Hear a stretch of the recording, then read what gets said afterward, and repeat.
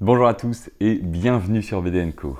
Aujourd'hui, j'espère que vous allez tous très bien parce que moi je suis très heureux de vous partager la vidéo du jour. Parce qu'effectivement, c'est une vidéo que j'ai mis quand même beaucoup de temps à organiser parce que ça fait depuis que je suis sur YouTube que je regarde quand même 2-3 autres créateurs de contenu dans la BD, le comics, le manga, etc. Et je me suis toujours dit que ça pourrait être vraiment sympa d'avoir une sorte de partage entre les différents univers.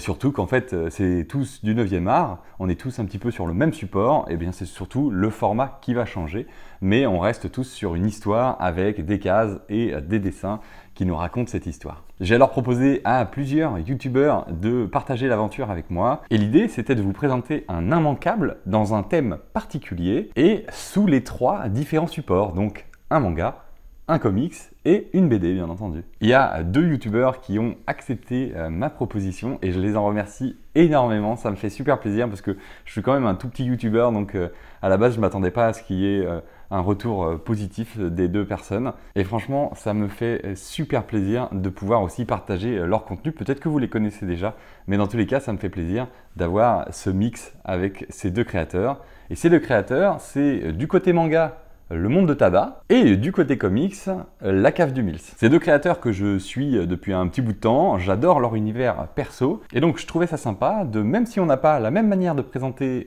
nos BD, nos mangas, nos comics, eh bien de faire cette espèce de mix and match et que ça puisse fonctionner puisque dans tous les cas l'idée c'est surtout de vous présenter des œuvres qui sont pour nous immanquables et plus particulièrement pour cette vidéo dans le thème du polar. D'ailleurs, si vous appréciez ce concept de vidéo d'immanquable partagé entre les 3 univers, eh bien n'hésitez pas à me le mettre en commentaire et puis bien sûr de liker la vidéo si vous appréciez. Et puis toujours n'oubliez pas de venir vous abonner et d'appuyer sur la cloche pour avoir les notifications. Moi ça me fait super plaisir de voir un petit peu l'évolution de la chaîne et puis forcément ça montre un petit peu que les vidéos plaisent ou non. Bien entendu, si vous me dites dans les commentaires que c'est un format qui vous plaît beaucoup, eh bien j'essaierai de trouver soit des nouveaux youtubeurs, soit de continuer avec les mêmes pour pouvoir enchaîner sur des nouveaux thèmes différents. On commencera aujourd'hui donc par Tada qui vous présente son manga, puis La Cave du Mills son comics, et puis enfin moi avec ma bande dessinée. Étant donné que j'habite au Canada, eh bien on ne pouvait pas faire quelque chose à 3 ensemble, sinon ça aurait été quand même beaucoup plus agréable pour vous de regarder. Je leur ai donc demandé de m'envoyer une vidéo de eux qui présentent un immanquable sur leur support particulier.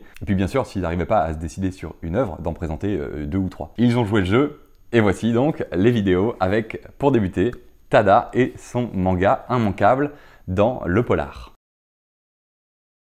Salut, moi je suis Tada et j'ai bien reçu l'invitation de Corentin pour ce petit challenge de présentation de manga dans le style polar. Je me suis posé la question, qu'est-ce qui ferait un bon polar? Au début j'ai pensé à des policiers, des trucs un petit peu classiques, et j'en suis venu à me demander moi ce que je considérais comme des bons polars, et ce que j'aime bien dans les polars c'est un petit peu être perdu, être mené en bateau par l'auteur, jusqu'à arriver à une conclusion qui me fait poser la question, ok, qu'est-ce que je viens de voir, et essayer de comprendre un petit peu comme American Psycho, vous voyez ce film avec Christian Bale, où à la fin on se pose encore la question de qu'est-ce qu'on a vraiment vu, ou ceux qui ont vu la série Twin Peaks tout simplement, et donc j'ai regardé dans les mangas qu'est-ce que je pourrais proposer à des personnes aussi, en tenant compte du fait que vous lisez peut-être pas tous des mangas, et je me suis dit, ok, ça c'est un truc à vous montrer. Donc je vais vous parler de Wet Moon de Atsushi Kaneko, un auteur assez prolifique au Japon, du moins dans le style un petit peu pulp, donc on va en parler tout de suite. Donc Wet Moon, ça se passe dans les années 60, on va y suivre un policier qui est juste là, qui va avoir une cicatrice mystérieuse au front et qui va se rappeler d'une fille qu'il pourchasse, en fait, qu'il veut retrouver, qui a voilà, celle qui est juste ici, qui a un grain de beauté en fait, et dans un Japon des années 60, donc post-première guerre, post-seconde guerre mondiale, et il va pourchasser cette nana jusqu'à en devenir complètement fou et jusqu'à plonger dans les plus gros complots de sa ville, de sa société. C'est un petit peu, comment expliquer? C'est un petit peu comme si Fincher avait fait un manga avec Frank Miller, par exemple. C'est-à-dire qu'on a des influences de David Fincher, de David Lynch, surtout pour ceux qui aiment le cinéma de David Lynch, de Twin Peaks, entre autres, comme je l'ai parlé juste avant, et du style graphique de Frank Miller, parce que vous allez le voir, voilà, au niveau des dessins, c'est un style graphique qui fait pas du tout manga pour ceux qui auraient pu avoir peur de ça. On est vraiment sur un style beaucoup plus comics, je veux pas dire à l'occidental, mais un peu plus à l'américaine, qui va être un style qui peut se rapprocher des pochettes de vinyle et d'albums rock. D'ailleurs, l'auteur Atsushi Kaneko a fait pas mal de pochettes d'albums rock pendant sa carrière. Et donc on va avoir cette histoire complètement hallucinée et hallucinante où nous, en tant que lecteurs, on va être aussi perdus que le héros, déjà dans les temporalités, parce que est-ce que toutes les actions qui se passent dans le manga se passent en même temps? Vous allez très vite comprendre que c'est peut-être pas forcément le cas. Pourquoi est-ce que il y a toujours cette lune de Méliès qui est là dans le ciel, donc la lune avec l'obus, en fait, qui est dans son œil, la lune qu'on voit juste ici, elle est absolument partout dans le manga. Pourquoi est-ce qu'elle est là? Pourquoi on continue? Et pourquoi est-ce qu'il y a cette couleur rouge qui ressort de temps en temps, notamment quand on parle de Kyoko, donc cette personne-là qu'on va devoir retrouver. D'ailleurs, ce que j'aime bien dans ce manga, c'est que ce tome 1 fait très David Lynch, fait très Twin Peaks, ce tome 2 fait beaucoup plus polar, beaucoup plus film noir, hein, années 40, années 50, alors qu'on est les Yakuza, les règlements de compte. D'ailleurs, on a des scènes assez marquantes voilà, hop, dans des clubs libertins un petit peu SM. Bon, il y a un délire un peu particulier. Certains pourront aussi voir une influence de Charles Burns, l'auteur de comics, dans ce polar. Et j'aime bien ce tome 2 aussi pour ce côté justement film noir, un petit peu à l'américaine. Tout ça pour finir sur un cliffhanger absolument ouf. Et ce tome 3, qui est pour moi la claque en fait du manga, parce qu'à la fin du tome 2, c'est pour ça que pour moi c'est un bon polar, on pense avoir tout compris, on pense avoir les clés de compréhension, on pense saisir ce qui s'est passé et se dire ok alors là son truc c'est ça, puis ça c'est ça, puis lui le complot etc, lui il dirige la ville machin, elle en fait celle qui recherche, il la recherche pour tel truc etc. Et ce tome 3, eh ben pas du tout. Ce tome 3 il arrive et il nous fait dire bah non frérot t'as rien compris en fait, t'as absolument rien saisi de ce qui s'est passé, l'auteur t'a mené en bateau. Et juste pour ça, ça fait de Wet Moon un polar absolument magnifique, absolument haletant. Le seul problème et le seul défaut que je pourrais donner à ce manga, c'est qu'actuellement il est en rupture. Il est très très dur à trouver, mais le contrat, enfin l'exclusivité a été renouvelée pour un autre éditeur en France, donc ce sera plus Casterman je crois, mais il n'y a pas encore eu d'annonce, donc il risque de ressortir, notamment avec la vague d'œuvres de Atsushi Kaneko, notamment Evol récemment, etc. Dans tous les cas, c'est un auteur que je vous conseille à lire absolument. Si vous n'avez pas envie de lire Wet Moon ou vous ne pouvez pas vous les procurer, je vous conseille Soil, qui est un très très bon polar aussi dans le même style, qui fait, pour le coup Soil c'est Twin Peaks, littéralement c'est une ville, il y a une disparition et ça part dans tous les sens, tout le monde hallucine, ça n'a aucun sens et on est perdu, on se fait mener en bateau de A à Z et juste pour ça c'est super. Destroy qui a un côté un petit peu cyberpunk dans une Russie fantasmée avec une assassin qui va devoir retrouver des parties de son corps. Bref, il y a pas mal de trucs très très cool dans l'œuvre de Atsushi Kaneko, donc moi je vous conseille de vous procurer si vous pouvez certaines de ses œuvres. Donc voilà, c'était ma présentation de Wet Moon, un polar qui vous perdra, mais qui au final vous marquera probablement à vie, avec ses influences occidentales et américaines, notamment du côté comics, du côté pulp, et très très rock, très métal par moment. Vous allez avoir des mafias, vous allez avoir des gangs, vous allez avoir du sang, vous allez avoir du sexe, vous allez avoir du gore, de l'action, de la réflexion, bref, c'est un polar absolument génialissime, très complet, mais très dur à se procurer. Si jamais vous l'avez vu, n'hésitez pas à commenter sur cette vidéo et à en parler autour de vous, car l'auteur mérite d'être un peu plus connu en France. Voilà donc pour le manga immanquable de Tada. Et tout de suite, c'est Mills qui va nous présenter son ou ses comics préférés immanquables dans le polar. Et salut tout le monde, bienvenue dans la cave du Mills. J'espère que ça roule pour vous, moi ça va plutôt pas mal, merci pour l'invitation, je suis très content d'être là. Merci de me donner l'occasion de parler de polar dans le comics. Alors il va me dire oui, comics, manga, BD, tout ça c'est pareil, c'est du 9e art, c'est de l'art séquentiel. Oui mais non, hein, parce que pour moi le comics c'est un petit peu le petit gamin qu'on met en bas à droite, qui fait toujours la gueule sur les photos de famille et qu'on essaie un petit peu de renier. Si, arrête de mentir, je sais que c'est un peu ça. Sauf qu'on va être très clair entre nous mon pote, que ce soit manga, comics, BD, le meilleur détective du monde, c'est Batman. Allez bim. Non je rigole. pas tant que ça. Je voulais parler de polar et c'est très compliqué parce que comme dans tous les styles, le polar ça cartonne. Voilà, ça cartonne de ouf, que ce soit dans le manga, que ce soit dans la BD et compagnie. Et dans le comics, évidemment, c'est légion également. Donc je vais te faire un petit panel comme ça d'œuvres que j'ai kiffé, que je te conseille, et puis je vais m'attarder sur une œuvre en particulier. Voilà, ce sera plus simple comme ça, sinon beaucoup de frustration dans la cave. Je commence par Watchmen, hein, voilà. Alors tu vas dire oui, c'est la science-fiction. Non, c'est aussi du polar, du thriller si tu veux, du thriller parce que c'est vrai que la marge est assez fine. Tu peux avoir l'impression de lire du polar et puis d'un coup ça devient très sombre, très grandiloquent avec une ampleur beaucoup plus importante et du coup ça devient du thriller quoi. Dans Watchmen il y a du polar. Alors c'est écrit par Alan Moore, c'est dessiné par Dave Gibbons, c'est mon œuvre préférée de tous les temps et je suis pas le seul à le penser. Watchmen qui a à tout jamais changé l'univers des super-héros. Il y a un personnage dans Watchmen qui s'appelle Rorschach, comme le test de Rorschach, comme le groupe de musique Rorschach Artificial d'ailleurs. Du coup ce personnage va mener une enquête pour savoir qui a tué le comédien. Donc très clairement il est à la marge de la police, mais on va suivre quelqu'un qui mène une enquête à la façon policière quelque part, avec évidemment des façons de faire qui sont pas très catholiques mon petit pote, je te l'accorde, mais en tout cas c'est un véritable bonheur, un plaisir absolu. Je suis persuadé que si vous aimez le polar et que vous n'avez pas encore laissé la chance à Watchmen, allez-y parce que vraiment c'est un kiff.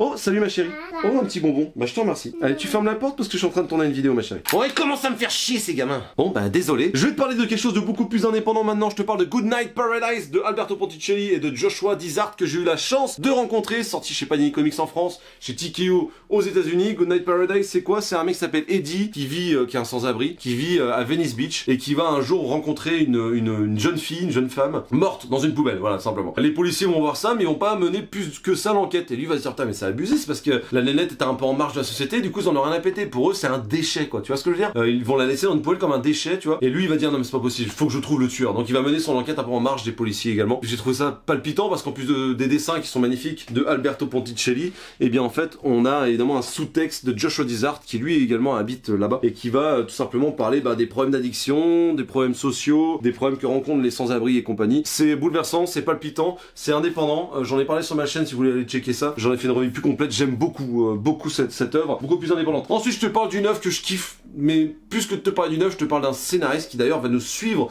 jusqu'au bout de cette partie de vidéo concernant les comics. Je te parle de Ed Brubaker qui à mon sens est le pape dans les comics du polar et du thriller. Et même pas que dans les comics, parce qu'il est très important aussi pour les séries, pour les films. Bref, le mec, c'est un touche-à-tout, tout ce qui touche se transforme en or. C'est vraiment quelqu'un qui a une renommée mondiale et qui a fait qui a fait des choses extraordinaires chez Marvel, par exemple avec son run pour Captain America ou son run sur Daredevil que j'ai beaucoup aimé. Quand il va chez la concurrence du Big Two, du coup, chez DC Comics, eh bien, il fait des trucs de malade également concernant l'univers de Gotham.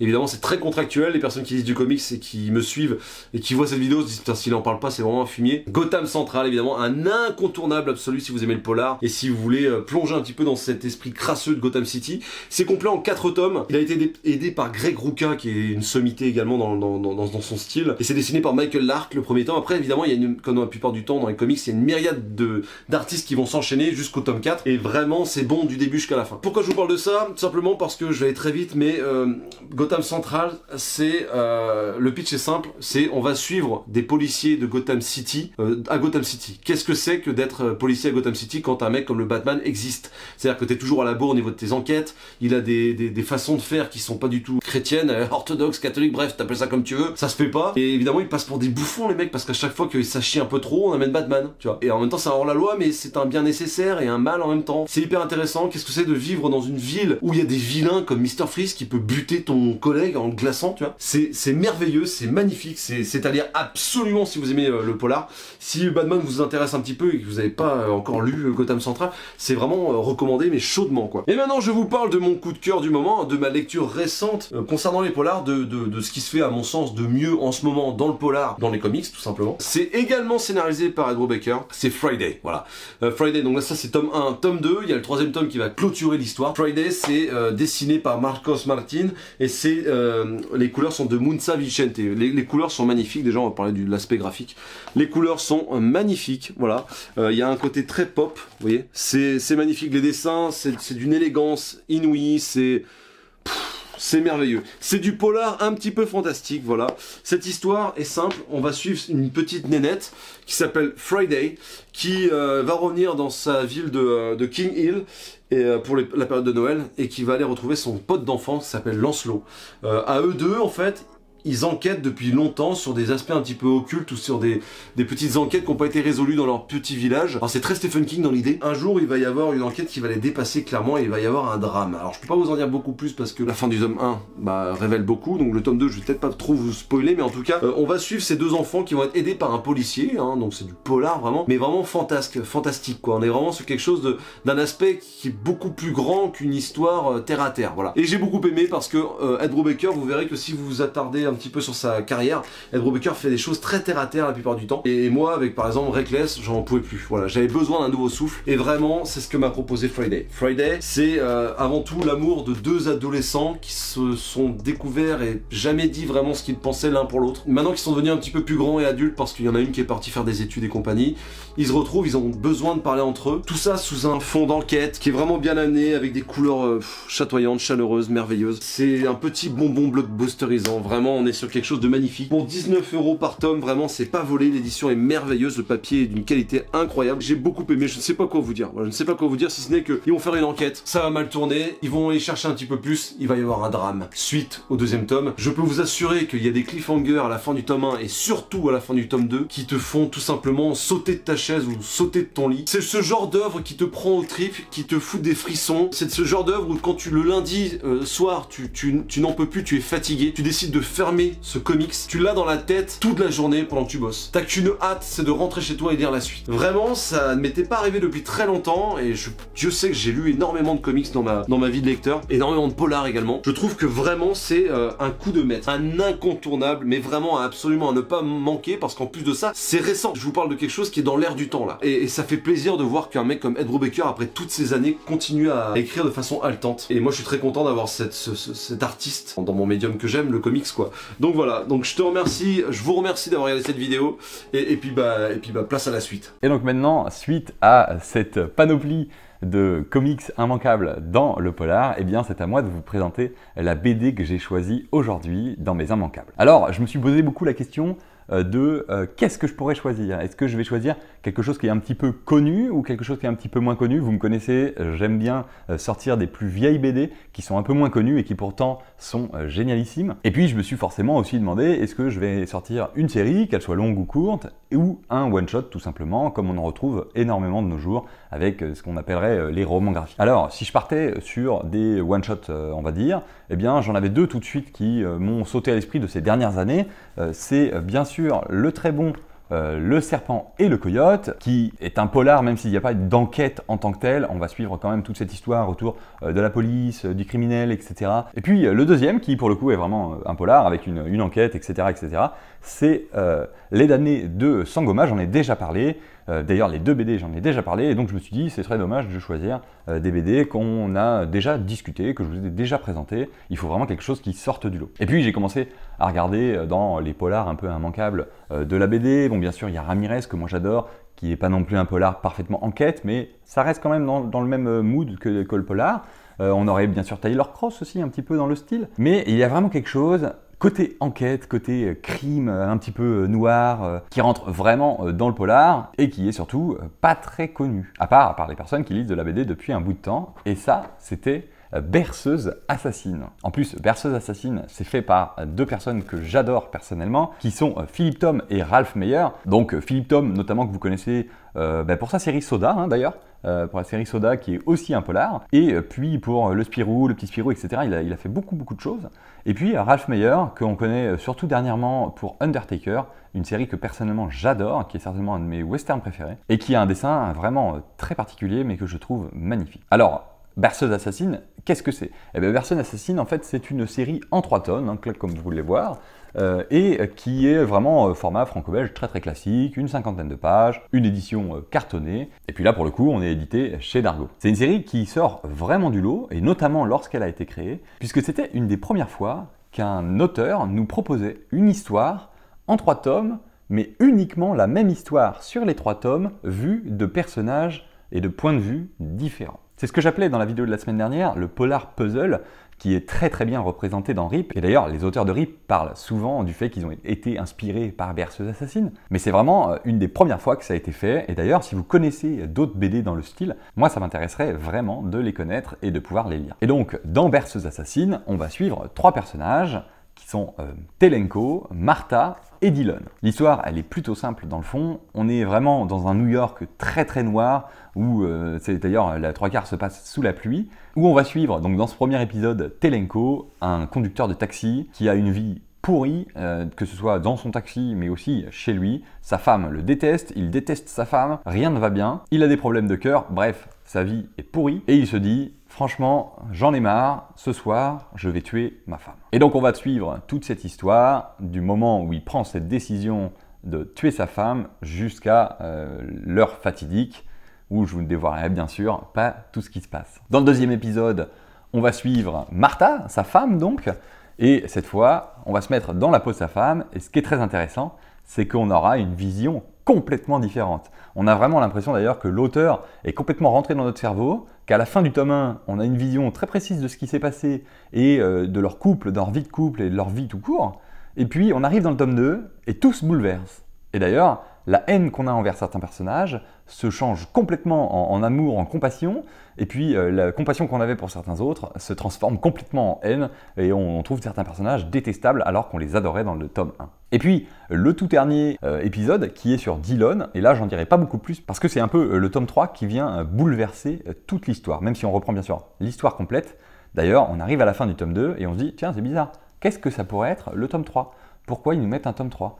Et en fait, le tome 3 vient faire comprendre plein de zones d'ombre de l'histoire qu'on n'avait même pas vraiment compris que c'était des zones d'ombre. Et bien sûr, on pouvait deviner certaines choses, on pouvait deviner qui était ce troisième personnage, mais je trouve que l'idée d'apporter ce troisième personnage un petit peu extérieur au couple, où on a l'impression qu'en fait l'histoire va se baser sur ce couple, eh bien, je trouve ça très très intéressant et c'est très très bien apporté. C'est d'ailleurs une des critiques que j'ai lues souvent sur Berceuse Assassine, c'était que ce tome 3, il nous sort un petit peu de ce conflit hyper intense du couple, alors qu'en fait c'est exactement ce que souhaite faire l'auteur. Il nous met vraiment dans une sensation un petit peu complètement cloîtrée, séquestrée dans cette histoire de couple qui se déteste et qui se hait, pour nous apporter en fait une sorte de recul avec l'histoire de ce troisième personnage, mais bien sûr qui tourne avec les deux autres personnages, hein. C'est pas une histoire à part. Et ça, je trouve que c'est très fort, mais je comprends certaines critiques qui disent que ce troisième tome est un petit peu trop lent, un petit peu trop posé versus les deux autres tomes. Je trouve que c'est vrai que ça nous met comme si on était en voiture à 200 km/h et puis on appuie très fort sur le frein et on tire le frein à main. Ça te met une claque en arrivant sur le troisième épisode. Mais c'est bien apporté, c'est bien écrit et puis ça continue l'histoire quand même. Donc ça nous donne encore un point de vue intéressant pour modifier nos sentiments envers les différents personnages. Bref, comme vous le voyez, c'est vraiment passionnant comme histoire et surtout c'est super immersif et c'est ça qui est très bon dans cette histoire. Au niveau du dessin, eh bien, c'est Ralph Meyer, et Ralph Meyer, comme je vous le disais personnellement, c'est quelqu'un que j'apprécie fortement pour ses dessins. Et là, on a un dessin qui est d'ailleurs un peu différent de ce qu'on a l'habitude de voir. Déjà, tout est dessiné en sépia. C'est ça, c'est très étonnant. Tout est en sépia. Il voulait faire quelque chose de vraiment très sombre. Et les seules choses qu'on a, c'est la couleur jaune qui ressort. Un petit peu comme Marini dans son noir burlesque avec les couleurs rouges qui ressortaient. Eh bien là, on aura ces couleurs jaunes qui ressortent. Et cette couleur jaune, en fait, elle va nous permettre d'apporter une lecture un petit peu plus facile. Parce que c'est vrai que si on était uniquement dans le sépia, eh bien je ne sais pas si la lecture n'aurait pas été un petit peu plus fatigante pour tout l'épisode, parce que c'est vrai que c'est des couleurs quand même vraiment presque sordides et sombres, hein. Ce sépia avec ce New York très très gris, avec ce côté très noir et très pluvieux, enfin la vie de merde, hein, vraiment, c'est très bien dépeint dans ce dessin-là. Mais c'est ça qui est très fort, c'est qu'il nous plonge, grâce au dessin et grâce à l'histoire, vraiment à fond dedans et on n'a pas envie d'en sortir. C'est un dessin qui est assez sympa, c'est complètement différent de Undertaker, je trouve personnellement. Et d'ailleurs, j'ai trouvé qu'il y avait des petites ressemblances avec le dessin de Xavier, notamment je parlais du serpent et du coyote il n'y a pas longtemps. Eh bien, il y a certains personnages, certains visages qui ressemblent un petit peu à ça. Et c'est pas dérangeant, hein, bien sûr, hein, c'est quelque chose qui est très beau, moi qui fonctionne très bien. Il y a un petit peu du Largo Winch dans la tronche du personnage principal, bien sûr. Pour ceux qui ont vu le film Taxi Driver, il y a un peu de ça. Ce bad boy qui conduit son taxi jaune avec ses lunettes de soleil, etc. Bon, il y a un petit peu de ça dans tout l'ensemble. Et c'est vraiment très bien, ça ressemble bien. C'est suffisamment réaliste pour qu'on rentre vraiment dans cette histoire de polar, dans cette histoire noire. Et personnellement, j'ai beaucoup apprécié ce dessin très spécifique et notamment cette colorisation qui est assez unique. Au niveau du découpage, il n'y a rien d'exceptionnel, mais c'est fait exprès, ça se veut d'être des grandes cases comme ça, carrées, rectangulaires, etc. C'est pour donner ce côté justement très sombre, très noir, très froid, en fait très froid, hein, avec ce quadrillage très classique. Et ça fonctionne bien, ça marche bien. Au début, j'avais un petit peu peur de ça quand j'ai commencé les différentes pages, mais moi je trouve que ça marche bien avec cette histoire noire, ce polar, en tout cas. Et puis quelques grandes pages avec ce New York en fond, ce New York très noir, qui fonctionne aussi super bien. Et d'ailleurs, en lisant un petit peu des petites interviews, on se rend compte qu'en fait, ils ont fait beaucoup de recherches, que ce soit Tom qui est allé à New York, dans les différents commissariats, apprendre des histoires qui s'étaient passées, etc. Meyer aussi, il me semble, qui est parti avec lui à New York pour s'imprégner réellement de ces buildings, de ces endroits-là. Enfin, c'est super intéressant et en tout cas, c'est du super bon boulot. Donc voilà pour mon immanquable. Bien sûr, il y en a plein dans la BD de polar qui sont très bons. On a Black Sad, un excellent polar, mais que tout le monde connaît, donc je n'allais pas parler de Black Sad. Et bref, tous les autres dont je vous ai parlé. Sur ce, je voudrais encore une fois remercier Mills et Tada d'avoir participé à ma vidéo. Remettez-moi bien en commentaire si vous avez apprécié ce style de vidéo. Bien sûr, c'est bizarre d'être entrecoupé entre les différents points de vue, mais ça amène justement différents points de vue. J'espère qu'on pourra faire d'autres épisodes avec différents thèmes, hein, tout simplement. Sur ce, moi je vous dis à dans 2 semaines. C'était BD & Co. Bye.